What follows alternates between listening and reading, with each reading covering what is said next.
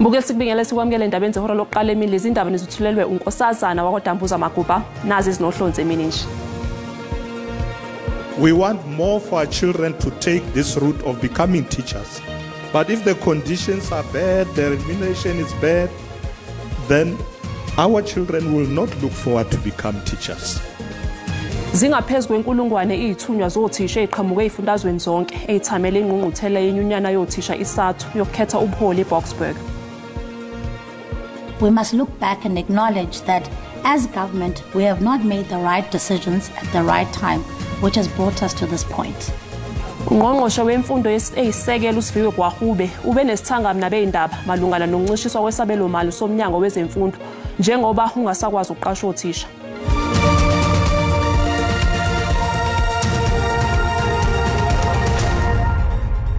Iqalile kuseni namhlanje eBoksburg eGauteng ingqungquthela yenyunyana yothisha isathu yokukhetha ubuholi.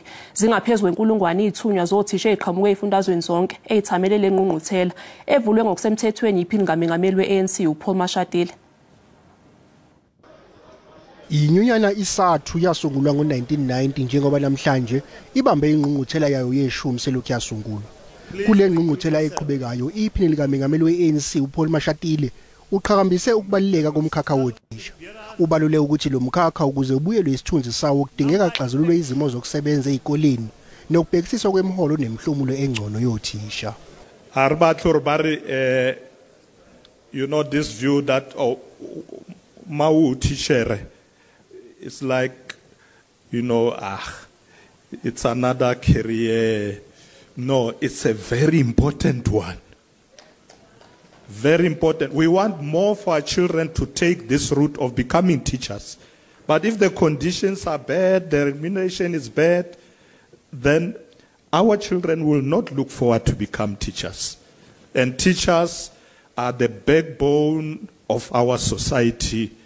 Let us take care of them. Maqondana nomtontsiswano phakathi kweDA kanye nohulumeni ngomthetho osanda kushicilela umengameli wezwe ophathelene nemfundo eyisekelo iBasic Education Laws Amendment Act.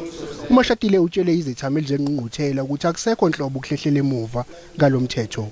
There have been a lot of debates in the media about this bill and the fact that there are others who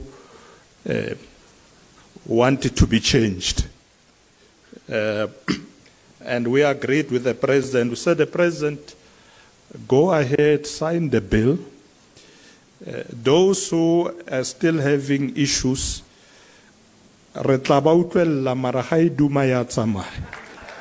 ngqungquthela yesathu yakulonyaka izokhetha ubuholi obusha ngosuku lwayo lokugcina ngomgqibelo. Imeya yaseTshwane uCelia Brink uthi kuyamangaza ukuthi ubuholi beAction SA kuzwelonke ikona obumgxekayo nakuba iDA kanye neAction SA benobudlelwano obuhle kuhulumeni womasibala. Lokhu kusho njengoba kusasa kulindeleke ukuthi kube nevoti lokungabethemba ubuholi bakhe. Kusenjalo ibugxekile ubuholi bukaBrink ngelithi lenhloko dolobha ikhungethwe inqinamba nje kungenxa yokwehluleka kwakhe. uBrink osebeyimeya izinyanga eziyishumi uthi kuyamangaza ukuthi uthola ukugxekwa ubuholi beAction SA kuzwelonke ekubeni iDA kanye neAction SA inobudlelwane obuqinile kuhulumeni womasipala eTshwane. I'm on record that I've got an excellent working relationship. When I'm being attacked, it's not by the Action SA MMCs in my government. By the way, they're still there, they haven't resigned. I'm being attacked by a national leader of Action SA who pulled the trigger, made the decision, and then after the fact, he comes with big letters and excuses and all sorts of incredible ex post facto explanations. uBrink uphinde waxeka uMashaba ngokungabi nohlelo olucacile ngekusasa ledolobha. Well, the one thing that Mr. Mashaba's letters and his BS excuses, quite frankly, don't offer is a point of what we could have done differently. Because he doesn't care. This is about national political calculations. He doesn't even have a plan for the future of the city of Tshwane. Ngakolunye uhlangothi ANC igxeka ubuholi bukaBrink ngezingqinamba ezikhongethe iTshwane. Brink has proven to be a mayor who is very stubborn when the facts are facing him. He is not amenable to the workers of the city. He is not amenable to the residents of the city. he has himself pat himself on the shoulder for not paying the workers an increment for the last since he came on board as the mayor. Ungqongqoshe wemfundo eyisisekelo uSifiwe Gwahube ube nesithangami nabeyindaba malungana nokuncishiswa kwesabelo mali somnyango wezemfundo. Lokhu kuza ngemva komhlangano okhethekile womkhandlo wezemfundo obanjwe ngenhloso yokudingida izinselele ezikhungethe lo mnyango okubalwa kuzo ukuncishiswa kwesabelo mali kanye nesimo somnotho esingesihle. uGwahube uzwakalise ukukhathazeka okukhulu ngesimo esingesihle esikhungethe umnyango wezemfundo. Ukuncishiswa kwesabelo mali kulomnyango kuzoshaya kuphendelele kwezinye zezisebenzi njengoba nje kuvele kukhalwa ngokungaqashwa kothisha. We must look back and acknowledge that as government we have not made the right decisions at the right time, which has brought us to this point. First and foremost, our economy has been stagnant for almost a decade. Growth rates have remained below 1% in real terms, which is far below what is needed to generate sufficient tax revenue to fund public services, including education. Kusenjalo uthi lesisimo asichaza ukuthi ngeke umnyango usebenze ngokuzikhandla ukwelekelela ukuthuthukisa lo mnyango. Yize khalanga ukuthi uhulumeni wakuleli ubhekene nenselela enkulu yokuphuma kwemali ibe ingekho engenayo kanti nesimo somnotho asisihle neze. It's no secret that in the recent weeks, several provincial departments of education have been vocal regarding the budget pressures that they are currently facing. And these pressures are not just a recent occurrence, but they have been years in the making due to aggressive budget cuts, economic stagnation, fiscal management across government, mismanagement across government, which is now affecting our frontline services. uGwahube uphethe ngokuthi umnyango uzosebenza ngokuzikhandla yize ubhekene nenselele. Indabeni ze-SABC nginokulunga Sibisi. Inqwaba yabantu isale Dengwane kulandela ukusha kwesakhiwo esihlala abantu eMidrand eGoli zolebusuku. Abecimamlilo bedolobha laseGoli bathunyelwe endaweni yesigameko nge-6 zehora lesishagalolunye ebusuku. Kuyaphenywa ngembangela yomlilo. Kuqubuke umlilo esakhiweni lapho kuhlala khona abantu abaningi kumgwaqo uBoardwalk eMidrand. Lo mlilo ushiye Dengwane imndeni. Ezinye izakhamuzi nazo zilahlekelwe yizo zonke izimpahla zazo. Kafushane uthi ubesendlini alala kuyo ngesikhathi ezokhala ye-alamu uma ethi uyobheka ukuthi kwenzakalani ngaphandle wabona intuthu eqhamuka phezulu kophahla okuyilapho ethe nyawo zami ngibelethe. Okhulumela bezimo esiphuthumayo Xolile Khumalo uthe abekho abadlule emhlabeni abasabekiwe kanti abathintekile basahlaliswe emahotela okwesikhashana. What we know is that the complex comprises of about 130 units, but we don't know how many residents reside there. So the owner has taken the affected residents to different hotels around Midrand. Umonakalo odala umlilo awukaziwa. Sisathi ku8 kanti uMasibuyeso uzokuphathela udaba oluthi kuthema kuphela ukudutshulwa kwathola ukuthi hayi 4 wezigebengu zifele khona enkundleni. Amaphoyisa eEastern Cape adubula labasolwa abane elokushini iMarikana kuqoboqobo. Omunye umsolwa ulimale kanzima waphuthunyiswa esibhedlela.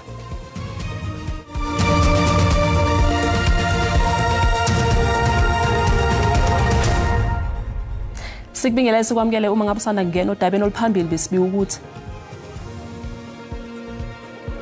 zingaphezulu kwenkulungwane izithunywa zothisha eziqhamuke ezifundazweni zonke ezithamele ingqungquthela yenyunyana yothisha isathu yokukhetha ubuholi eBoksburg. Bukela sikhumbuza ukuthi lezi ndaba zikhona ku-YouTube na ku-SABC Plus. Ngena kuzo uyicinga amagama athi SABC izindaba na kanjani uzoyithola. Amaphoyisa eEastern Cape adubula labasolwa abane lokushini iMarikana kuqoboqobo. Omunye umsolwa ulimale kanzima waphuthunyiswa esibhedlela. Kukholakala ukuthi labasolwa bayingxenye yeqeqebane lemgulukudu ethumba abantu iphinde iqole namabhizinisi. Sixhumana nentatheli ye-SABC uAbongile Yankisi ekuqoboqobo. Amapolisa ayaqhubekeka ngophando lwabo mayelana nesehlo nalapho adubula abantu abane nalapho omnye wabo ude wabalekiselwa esibhedlele ukusichubela abanzi sinayo ongusekela mkommissioner wamapolisa apha ephondweni utata uZithulele Dladla. Tata, siyabulela kakhulu ngexesha lakho. Kwenzeke ntoni kwesiganeko? Enkosi. Amaphoyisa ethu abelandela information ngomuntu onesibhamu. Athema engene yadini approacha indlu. Ahlangana nokudutshulwa.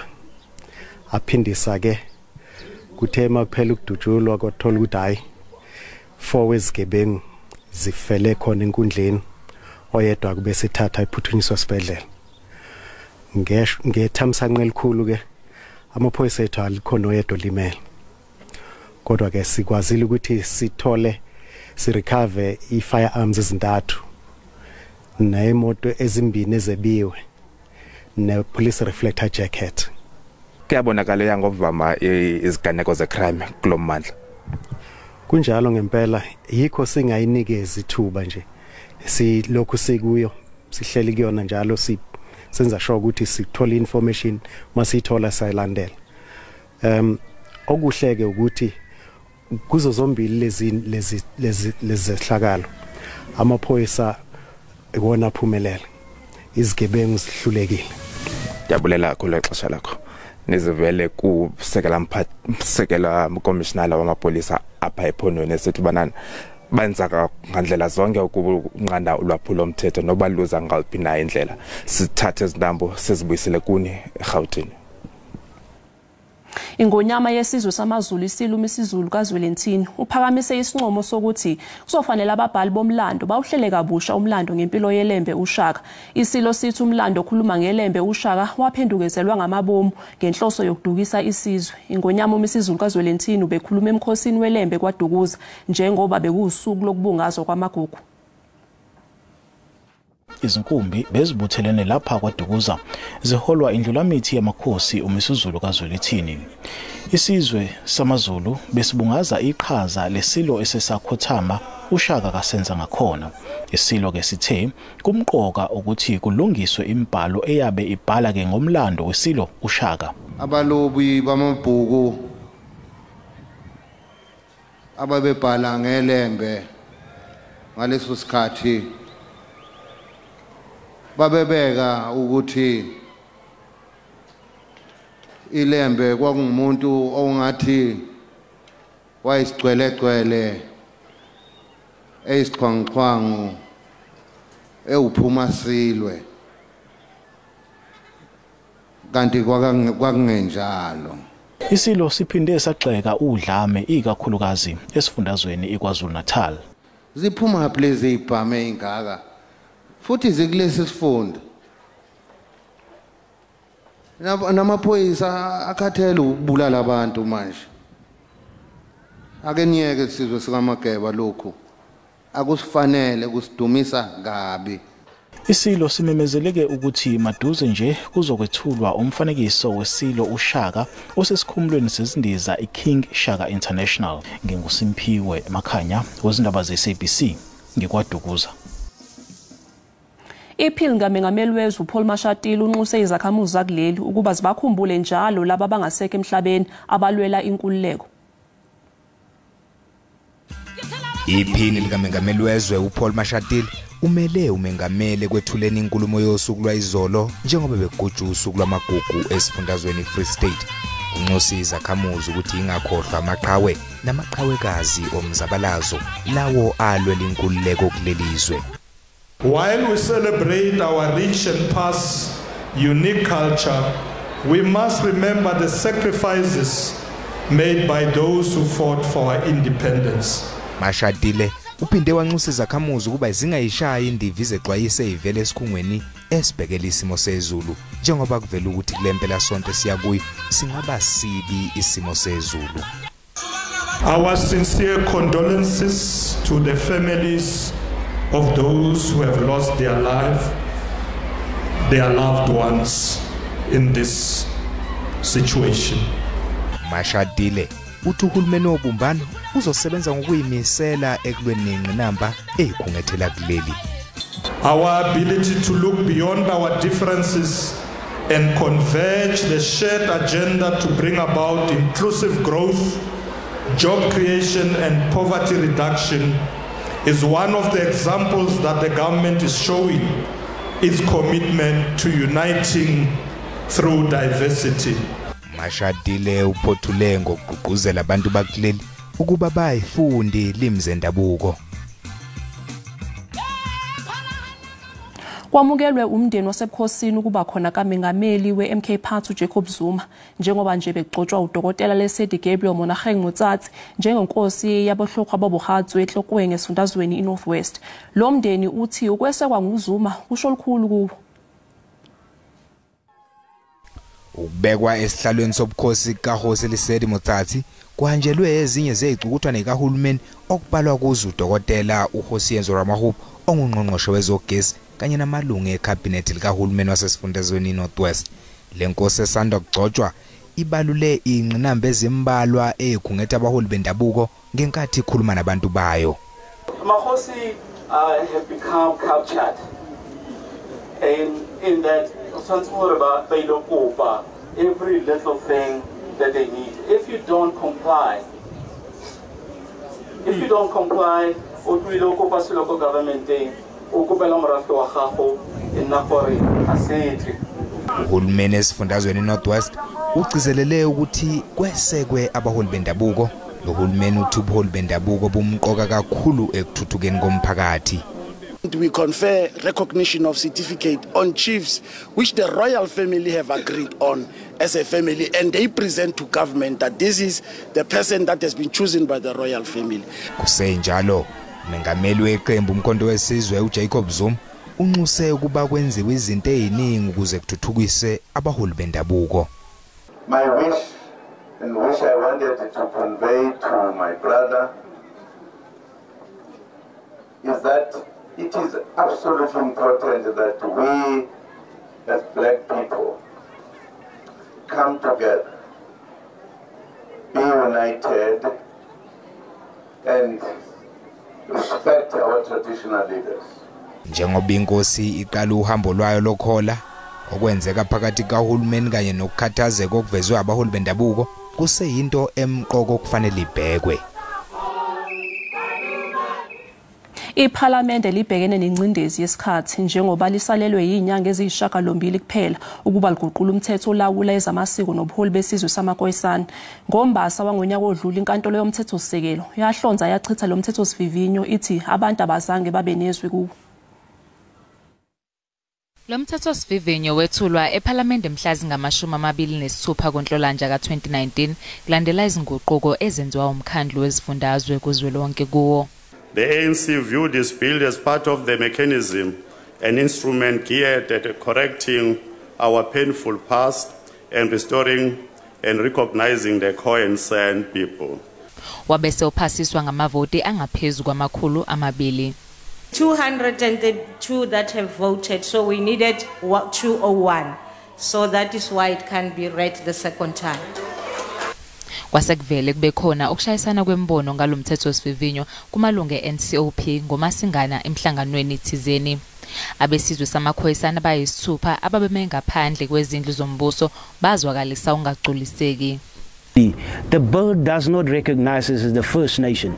The traditional house has been engaging with the Khoisan leaders for years now because they also want us to be part of the traditional house. But we are saying to them, we are not traditional leaders, we are indigenous leaders. Emva ukuthi iParliamente liuphasisile nezinguquko ezenziwe eNCOP kuwo, lokhu kwadala ezinye futhi izinkulumo. It is not only these bills, the Khoisan bill, it is also the traditional courts bill, it is also the traditional leadership and framework amendment bill. So we did all we can. The government has chosen not to listen to us and to go ahead. Lo mthetho wasayendwa ngokusemthethweni uMengameli uCyril Ramaphosa ngoLwezi ka-2019. Lokhu waqala inkulumo mpikiswano nokuhanjwa kwenkantolo yomthethosisekelo. Umukhale kanye nabanye baphikisana nokuphasiswa kwawo ngoba bethi akuzange xoxiswane nabantu kuqala. Inkantolo yathatha isinqumo esivuna abamangali ngoMbasa owedlule. There is an agreement that the bill will be introduced to Parliament by the Executive on the 31st of October. So once it comes to Parliament, it will be subjected to a due process.